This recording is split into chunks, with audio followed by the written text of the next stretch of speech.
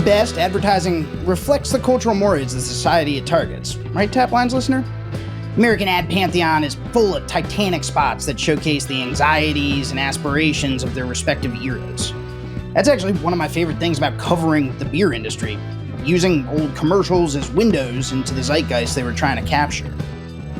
Everybody's got their own favorites, obviously, but for my money, there are few texts richer for deciphering the liminal milieu of the newly online aughts than Tea Party, a 2006 spoof rap spot from Smirnoff that so perfectly met its moment that it went viral before anybody even really understood what going viral actually meant.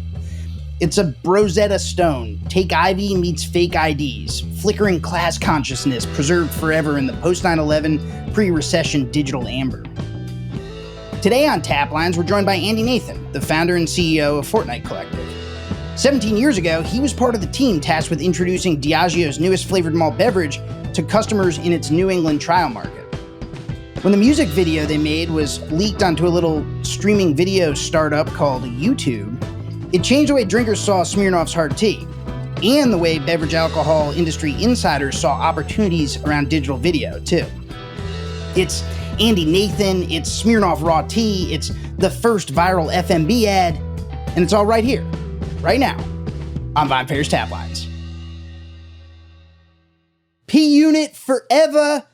Yes, welcome to Taplines, listener. We've got a very special guest, a very special episode for you today, one that's near and dear to your old host, Dave Infante's heart. You're going to be meeting a guest just a moment who you may not know because he was behind the scenes, but he was behind the scenes on one of the most important, if not the most important, viral flavored malt and beverage advertisements of the 2000s. That's a rarefied category, by the way, a very important one as far as I'm concerned. I'm talking, of course, about Andy Nathan, who's joining us from Boulder, Colorado. Andy, welcome to Taplines, my man. Thanks, Dave. I appreciate being here. It's going to be fun. It is going to be fun. We're going to take a trip down memory lane in just a moment, scrolling the Taplines time machine back roughly, 17 years maybe-ish. But before we do that, let's talk a little bit about who you are and how you got strong-armed into coming on this podcast. You bet, yes. Yeah, go for it. No, please. So you're joining us from Boulder, Colorado, is that right? Yep. Yeah, so I'm the founder and CEO of an ad agency here called Fortnite Collective. And we're about 7 years old. We also have outposts in New York and London, and we work with a lot of big brands, everything from Goodyear to Crocs to Amazon to, smaller brands. But we do, everything you can imagine under the sun. And yeah, that's us. Yes. Coming at us from the advertising and marketing discipline, obviously, Taplines listener, an enormous amount of overlap between the beverage alcohol business and the advertising and marketing industry. Beverage alcohol is traditionally one of the biggest spenders behind auto and pharma, maybe, in terms of who's throwing ad dollars to get their message out there. And Andy, you're now working as the founder and CEO of the Fortnite Collective. But we want to today talk about a period of your career again where you had a hand in, I think, producing a really important and rich and personally beloved cultural text, so to speak, a piece of the zeitgeist in the aughts that is very, special to me because I was, right around legal drinking age or I guess like late teens at that time, so a little underage at that time. But Andy, you in 2006, which is where we're going to be turning the time machine to, you were working for a different firm, not the one you founded, the Fortnite Collective, but a different firm based in New York, I want to say. And the acronym is BBH. Andy, what was BBH?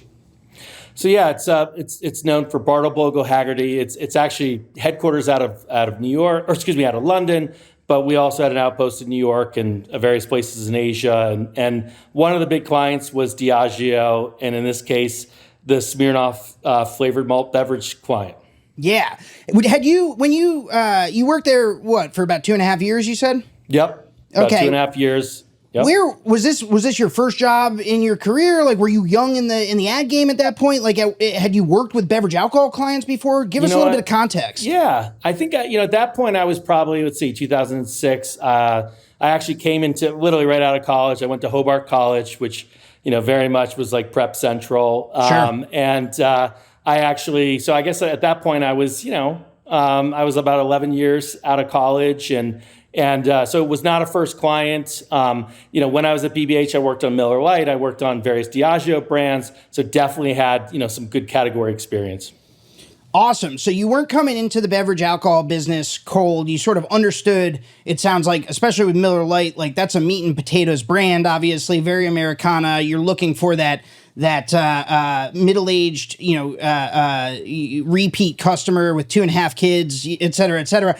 But the product that we're going to be talking about today that you worked on for BBH is one you sort of briefly mentioned earlier, and it's Diageo's Smirnoff flavored malt beverage products, but specifically one, not Smirnoff Ice, which more people are familiar with these days because Smirnoff Ice went on just a few years later to have its own viral moment with icing, which sort of hit the zeitgeist in 2009 or so. We had a Taplines episode with BroBible.com editor Brandon Wennard to talk about icing. But before icing, there was actually another Smirnoff flavored malt beverage product that went viral in its own right, and that's the one you worked on at BBH. I'm talking, of course, about Smirnoff Raw Tea. When did you first start working on the Smirnoff Raw Tea account? I think honestly it was probably, obviously a few months before this. I was working on Smirnoff Ice at the time. Yep. And I think we worked very closely with our London office. They ran the global Smirnoff Ice business, and so honestly, I think it was a test market in New England, and I think it was like sort of thrown over to us over the pond to work on. Obviously, we had much more familiarity with the U.S. market, sure, and it was really a smaller project, and so we kind of got it sent our way and said, "Hey, see what you can do with this." I love that. It's a smaller project and it blew up in a very big way. I want to talk about that because I think obviously Smirnoff Raw Tea is not something that's super familiar to the American drinking public in 2023. It, I think, was sort of a forerunner of a very popular subsegment of the flavored malt beverage category. Obviously, Twisted Tea now owns that category, a Boston Beer Company product. But hard tea in 2006 was a really niche, really sort of down market, roll your eyes drink for the predominant demographic of drinkers, which is the what is it? I guess like 21 to 29 or 32-year-old male who is mostly at that point really looking for beer and maybe a little bit of spirits. The idea of hard seltzer had not come along yet. These flavored malt beverages were sort of relegated to the back cooler. They were a little embarrassing. Culturally, they were coded very feminine, girly drinks, quote unquote. So you come along and you get tasked with, your Smirnoff client, says, "Hey, we've got this new product, Raw Tea. We want to get it out there." There aren't a lot of ways to frame that up in fresh, new context for the target demographic. You guys stumbled on one, and it has since, it immediately took on a life of its own. Tell me, early on, when you were brainstorming for how to get the message out about Raw Tea in 2006, how did you wind up with the idea that you ultimately went with? Yeah, it's one of these things where it's like, anytime you are briefed on a new project or a product, it's like, how do you give it a fighting chance, right? Like, what are the handles you can hang on to, And sometimes it's, hey, it tastes amazing, or, it could be product intrinsics. It could be, I think in this case, there was a larger cultural opportunity. I think you touched upon some of the things we were thinking about, which is how do we get this to become bigger than what it is? It's a New England test market. How do we become more part of the cultural lexicon? How do we break away from the stigma of the category? You go to focus groups and literally, especially when you talk to men, when they talked about, this category, it was like a chick drink. That's what they'd say in focus groups. It kind of tasted kind of cloying, in some ways. Sure. The White Claws and all those and Smirnoff, they were sort of, these products were before their time, but you had an increasingly jaded and inaccessible target. And everyone else, as you said, Mike's Hard Lemonade, we're trying to be really hard about it. And at the end of the day, the killer new drink that we're looking to sell was this sort of iced tea. It's very passive, right? It's it's very soft. Inoffensive. It's very, yep. It's polite. It's gentle. And you're like, it's not exactly the edge of cool. So how do we make it cool? I think the initial like brief, like statement, we said, introducing new Smirnoff raw tea, tea with attitude. Like that was the whole, like, how do we inject some subversiveness and some attitude to it? And I think for us, it's like when you think about, the occasion for drinking iced tea, it tends to be, in like backyards and lawns, and it's, very sort of low energy drink. And then if we're going to inject some attitude, and we knew it was going to be in New England, like there was no better place than to almost introduce this to like a sort of prep audience. Yeah, I love that. And your background at Hobart, no doubt, bore in when you started to think about the aesthetics and sort of the context that you're putting together. Hobart, for those who don't know, is a school in central New York, I want to say. Yeah, upstate New York. Yeah, thereabouts. Yeah. And is it in the NESCAC or no? I forget if it's actually NESCAC school. It's funny. At the time, it was like it was Division III lacrosse. Lacrosse powerhouse. And I was a lacrosse player, and really? I think that's an interesting observation too. It's like the guy who wrote this, script, his name's Matt Ian. He's from Greenwich, Connecticut. But it's interesting. He's not your typical Greenwich guy. Like he's all tatted up and, so like, I do think some of the best, interesting, most observational creative work are people who sort of sit either like almost have a step in and outside of the culture that you're literally sort of, talking about or capturing. And I think like, I was a lacrosse player from upstate New York, went to public school. Like I sort of had one foot in there and one foot out, so I was like observing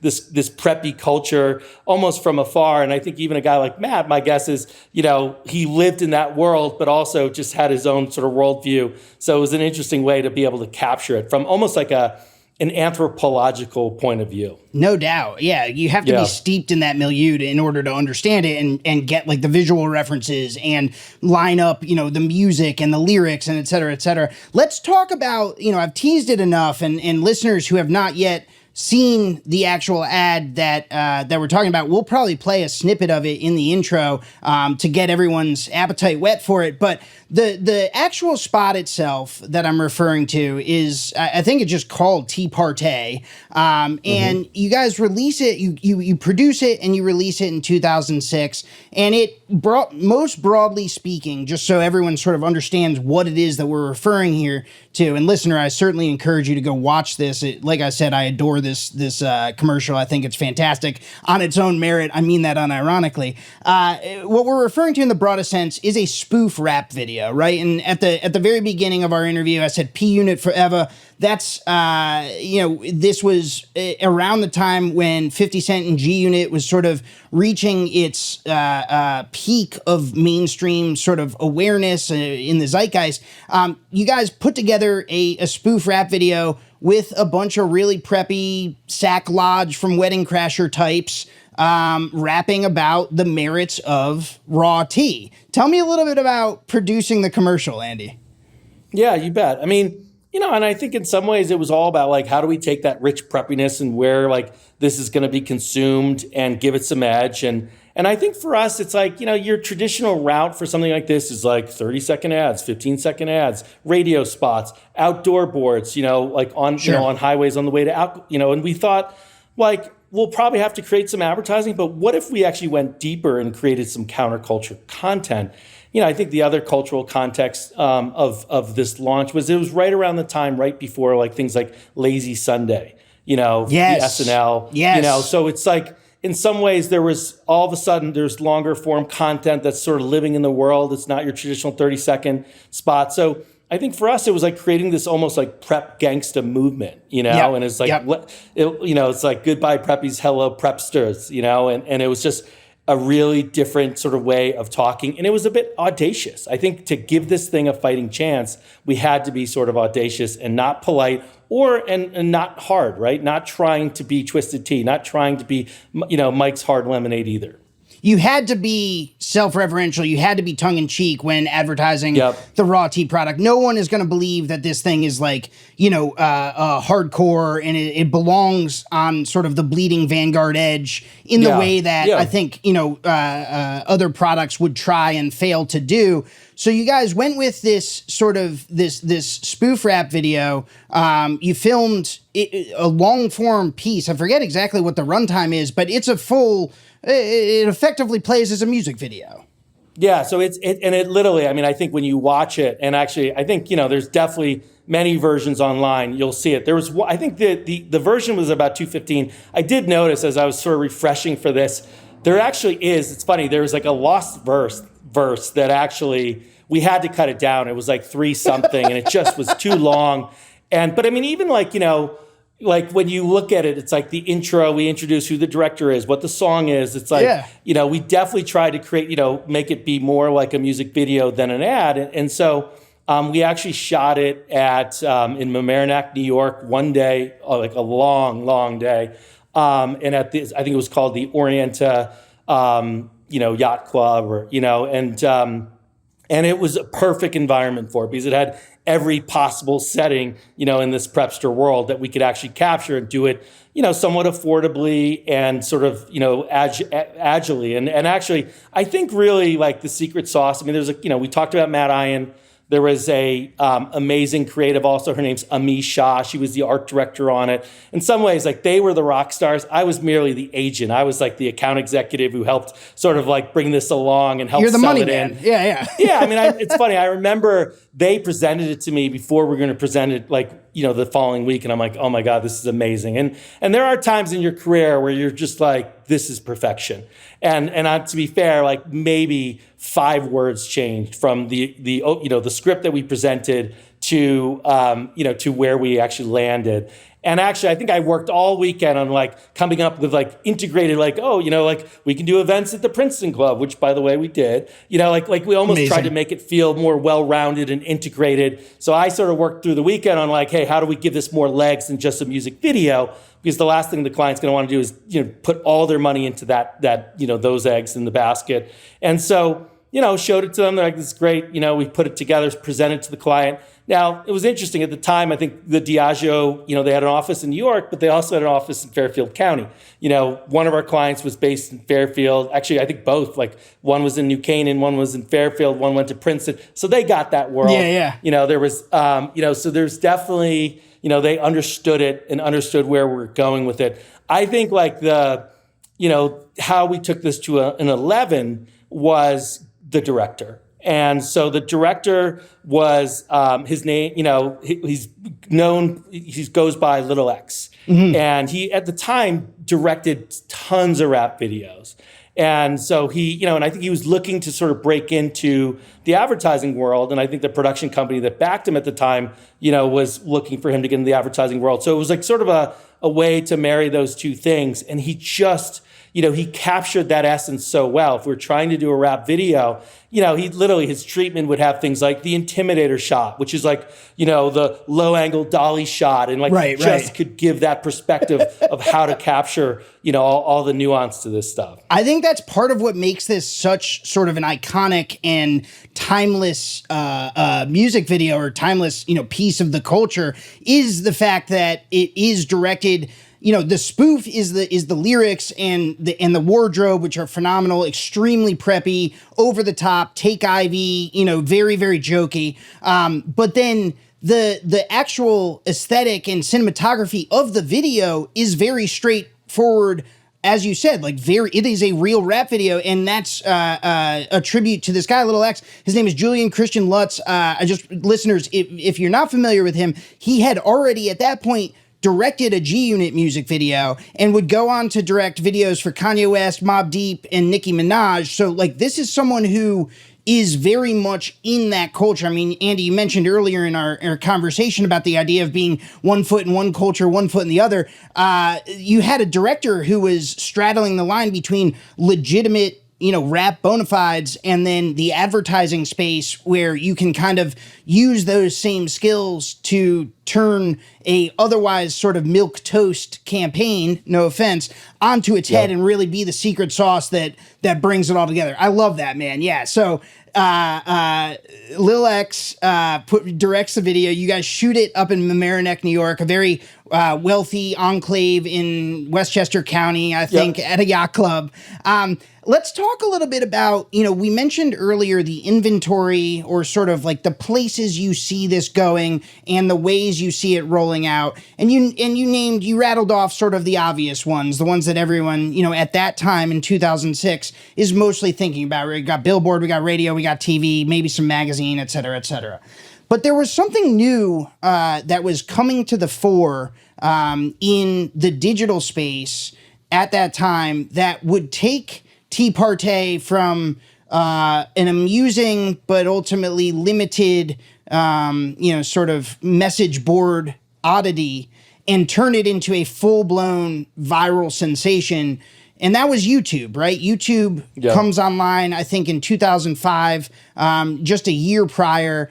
And that sort of changes the game in ways that people aren't really aware of just yet. I was hoping you could talk a little bit about how you guys were thinking about the digital rollout, if you were thinking about the digital rollout of this video, and how that squared with what actually happened. I mean, I think, to be honest, like, I think we knew like YouTube was really starting to take hold. And, I think we as an agency did not, I mean, I think, to Diageo's credit, anytime I've ever worked with them, I mean, they are so, conscious of like underage drinking and want to make sure that, it does not get in, people under 21's hands and stuff. Sure. So I think there were always sort of like mechanisms in place to, to try to make sure that we're not targeting, minors. And so, I think actually there was some concern about being on YouTube. And, I honestly think, like, to this day, we don't know who did it, but someone posted it almost prematurely. Like, our website wasn't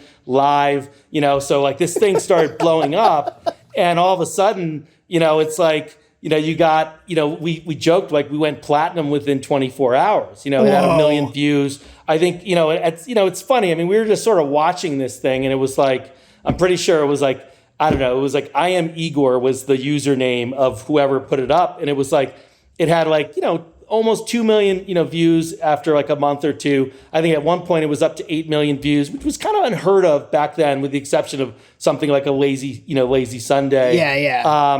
And it's just, it was favorited. I mean, at some point we thought it was comedy. It was like one of the highest rated like comedy, not comedy ads, literally like comedy content on YouTube, at some point. So it just, it really sort of took hold. And, I think beyond, so that kind of lit the fuse, where people started talking about it. We got a lot of feedback. Like, people in Cape Cod just kept playing it and watching it and being like, trying to figure out where it was shot. People were throwing Tea Party parties. People were doing parody videos, and I always joke like, I know, we've made it. I know we're successful when my mom or dad see these things and I don't have to send it to them. And this was one of these things that literally was on CNN. It was on, whether it was the Today Show or Good Morning America. I mean, it just was like, all over earned media, everything from People Magazine to things we're loving this week on OK Mag, that sort of thing. It really sort of inserted itself in the pop culture consciousness. Was there a moment at any point when, like, before, when it goes on YouTube and before it becomes sort of the runaway success that it was, were you panicked at any? I mean, like, in a different context, that's bootlegging, right? Like, someone got a hold of this collateral or this creative that they weren't supposed to have. Was there a moment of panic there where you're like, oh no, like, we're in trouble? As the account guy, yeah. I mean, there's, it's like you're responsible for all these things, and I mean, this was just such new territory. It's like you're entering this new world of things like, I don't even know when YouTube was founded, but I got to think it wasn't far off from, when this video ran. I think it was 2005. I think it's only a year old that YouTube was really a thing. Yeah.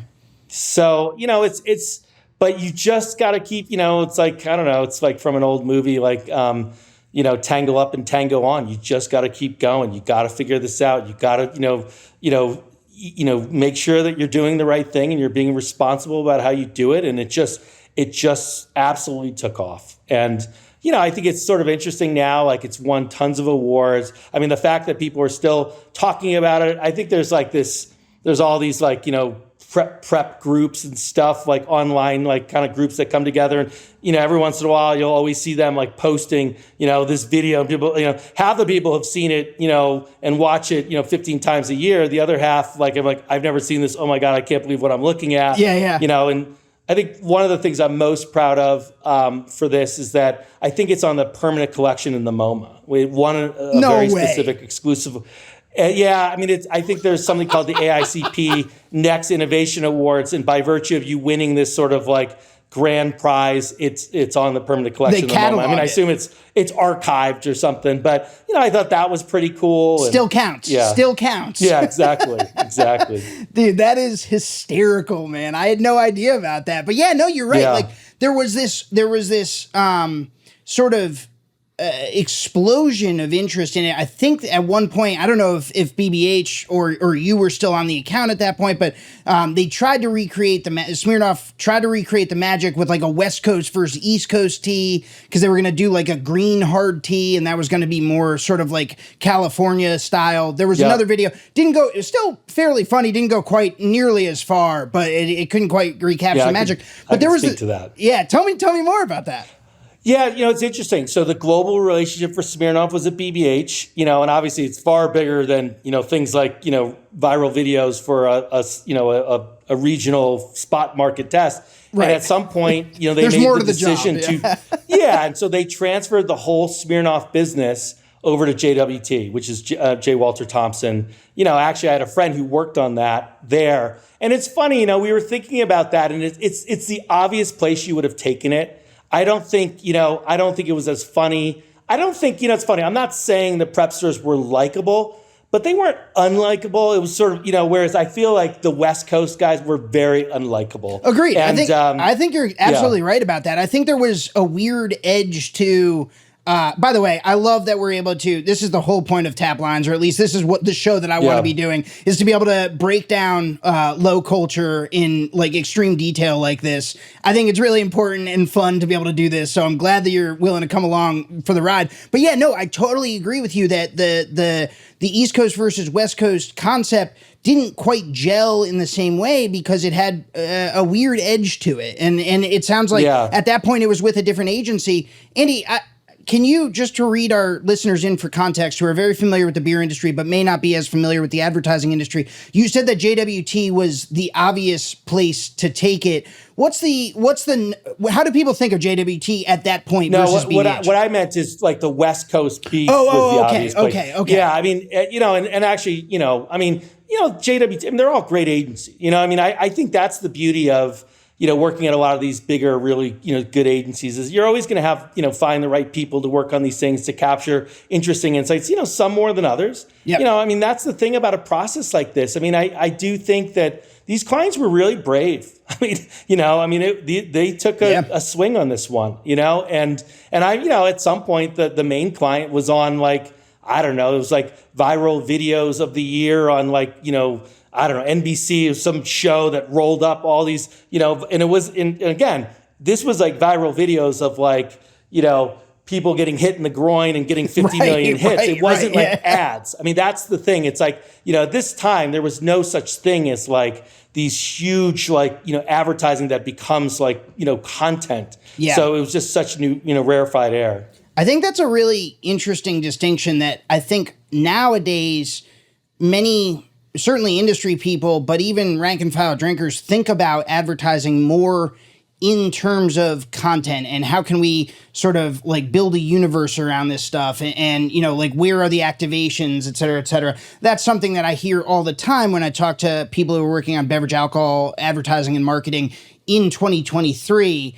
At that time, to your point, like the idea of like activating was not, it's not that that clients didn't want to do that, but roping in this sort of viral digital momentum and then creating sort of like a earned media opportunity around that was still to some extent that was uncharted territory, right? People weren't doing that so much. No.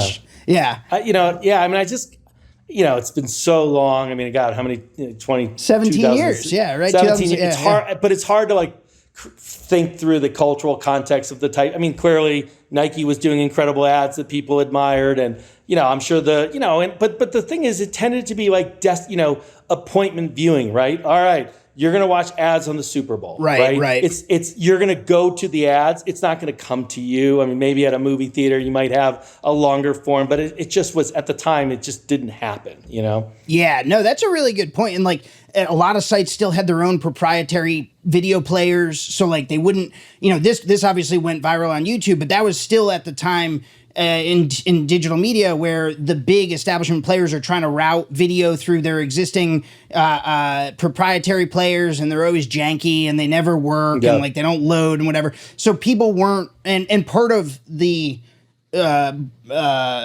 coincidental or luck of the timing that Tea Party hits at is YouTube is reaching that sort of adoption point, and it has that universality where you can watch it whether it's embedded or it's a link that's been sent to you in your email or whatever. Everyone understands how to use it intuitively, and it just kind of goes from there, man. That's so tell me, here's a question for you. When you were back up, I sort of skipped over this part, but I should have asked you this before.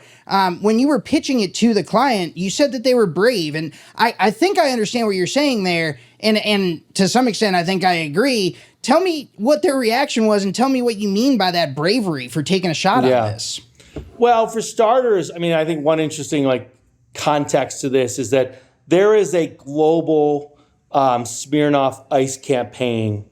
And it was, some character named Yuri who lived, in somewhere, in a really icy, winterland. Right. And, our first brief from BBH London was put this in the context of the Yuri campaign. So that alone, but basically what we did is hey, here's the Yuri campaign. We don't stand by it. We don't think it's right for this. And here's Tea Party. And we presented both to them.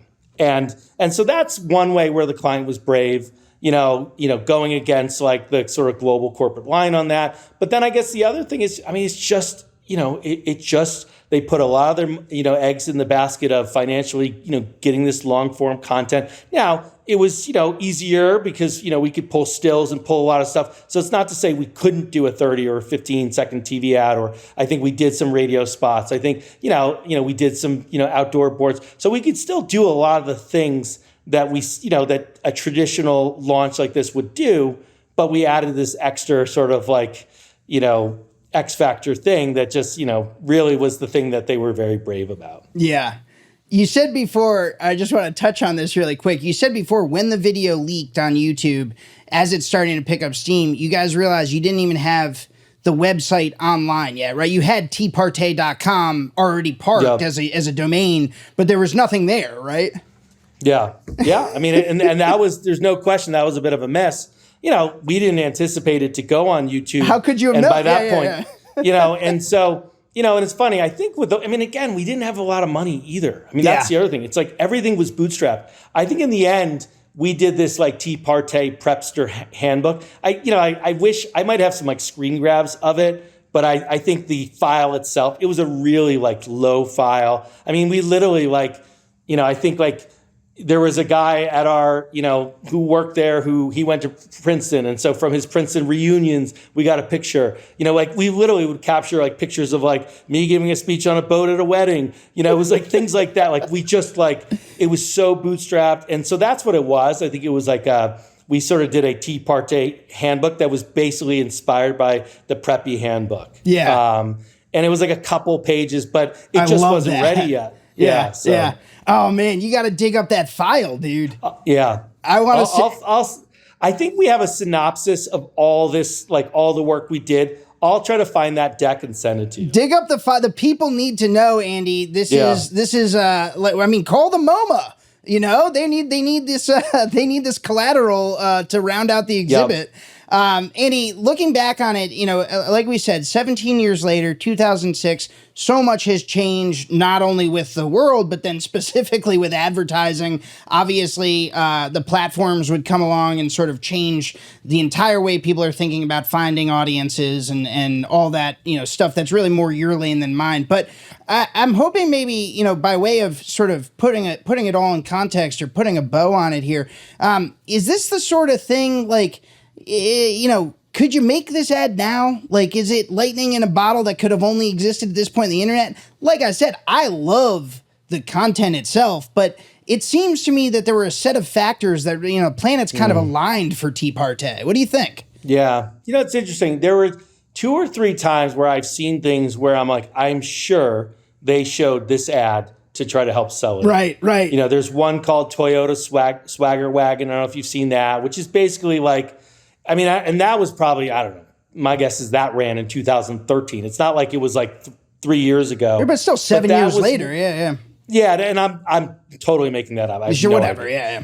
Yeah, but like, and that was like literally trying to tout a minivan, and it was capturing the parents, with a lot of attitude. And I guarantee you, that was one where they actually, they basically probably showed this as a reference. There's another one that actually BBH did out of London for a milk brand. I can't remember the name of the brand, but that was a long form video with farmers, and they actually got Little X to direct it.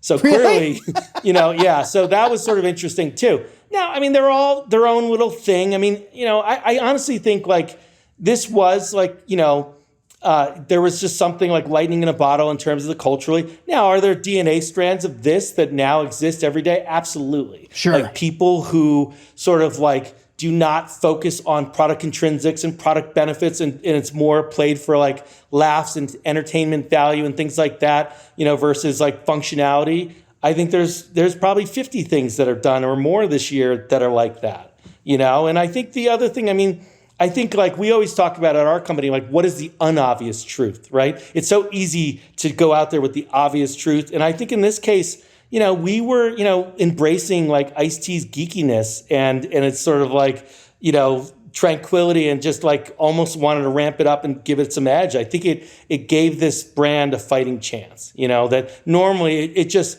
if we did it the way, we probably like the expected way to do it, it would just be another like lime wine cooler. Yeah, totally. Go off like a fart in a bathtub and really never make the cultural impact that it would go on to do. Andy, Nathan, thank you so much for joining Taplines. It was a pleasure returning to the yacht club in my mind's eye that is forever modeled around Tea Party, the Smirnoff Raw Tea commercial. Thanks so much for coming, man.